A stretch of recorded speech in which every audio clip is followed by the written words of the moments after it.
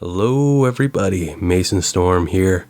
On today's episode we're going to be doing more of a video blog than a standard issue cooking video. Consider this a talking head video. The reason why I'm doing this is I feel as if I'm not putting enough humanity in my other videos, and I thought it would be good to mix it up with some culinary stories or misadventures that I have been involved in. So going through high school, I was never really big on taking bodyworking, woodworking, all those tech classes. Instead, I took culinary because that was an option at the time. So I took quite a few culinary classes. Now this is from the morning of what I believe was a Thursday. And the way it starts is I was cutting up some peppers. I don't remember exactly what we were making, but I was cutting up these peppers. I think they were bell peppers, although, as it's going to be later apparent, they were definitely not bell peppers.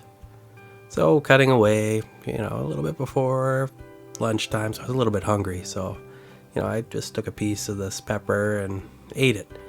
And didn't really think much of it at first. It just seemed like a normal pepper, but then my mouth started getting a little bit numb, and then it was a little bit of a burning sensation. And then for whatever reason, I rubbed my eyes.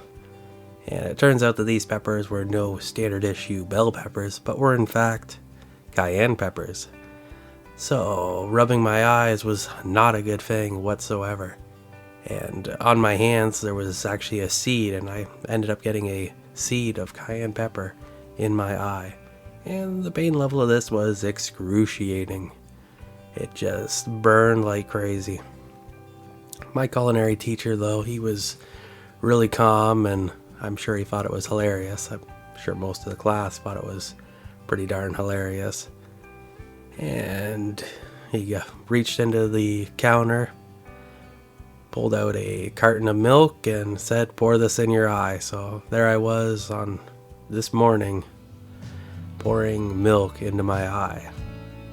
Now, I think part of the reason why I didn't recognize what a cayenne pepper looked like was just because of the time frame. Like, spicy food now is really quite common. It's everywhere, but there used to be a big push from the 70s onwards to probably the early 90s.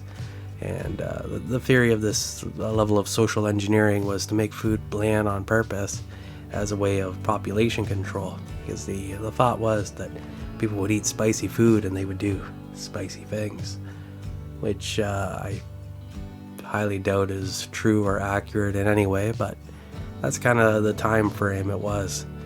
So at that point of time in my life, I wasn't really that experienced with spicy things and couldn't recognize what a cayenne pepper was. And I have to say, even now, most of the time, it's you just use cayenne pepper powder. You don't usually need a actual cayenne pepper. But I did learn a lot from this experience. I do remember going to my friend's house after school, and his mom was like a botanist or something, and she was telling me that they used to grow cayenne peppers in gardens, and that was a way to keep all the vermin out. So there's always that. There's always a learning adventure with any sort of misadventure.